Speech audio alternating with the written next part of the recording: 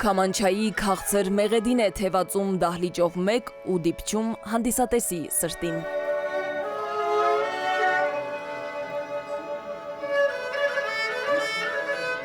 Վեց քամանչահար է մեկ բեմում։ Ռոմանոս Մելիքյանի անվան պետական երաժշտական քոլեջի սաներն են կենթանություն տալիս գործիքին։ Նոր սերնդի ձեռքին դարերի պատմություն ունեցող քամանչան միանգամայն այլ շունչ է ստանում։ Նվագում եմ 10 տարեկանից, առաջին անգամ գործիքի մասին իմացել եմ դպրոցում դասավանդող ազգային երգեվ-պար առարկայից։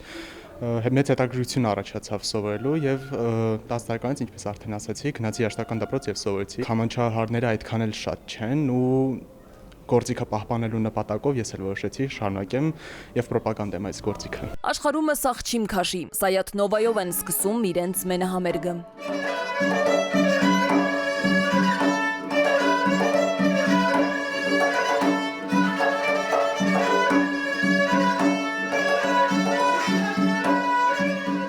Քամանչայի հանդեպ ունեցած սերն ու նվիրումը տարիներ շարունակ իր սաներին փոխանցող Արշակ Իսախանյանը համոզված է. ազգային գործիքները ոչ միայն մեր մշակույթի հարստությունն են, այլև ապագայի կապը արմատների հետ։ Ուստի ժամանակի մարտահրավերն է քամանչահարների մեծ բանակ պատրաստել ազգային գործիքները ըստ վերից փրկելու համար։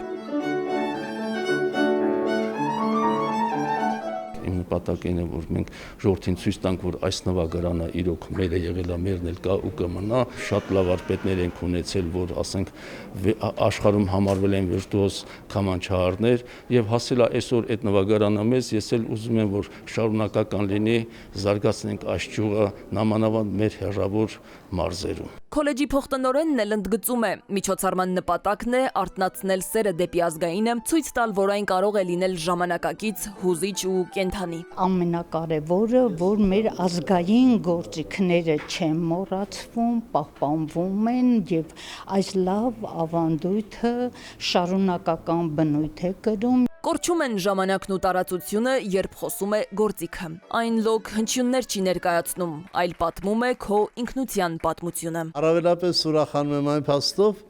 որ քամանչաները գնալով շատանում են, որովհետև վերջին տարիներին շատ էր նվազել։ Այսպիսի միջոցառումները միանգամայն խթանում են ազգային նվագարանների զարգացման կարևոր գործին։ Սա դեռ միայն սկիզբն է։ Քոլեջի ստեղծագործական անձնակազմը վստահեցնում է, առաջիկայում նոր ու ազդեցիկ անակնկալներ են սպասվում։ Սվետլանա Ավդիշյան, Զոհրաբ Քարամյան, ժամը լրատվական։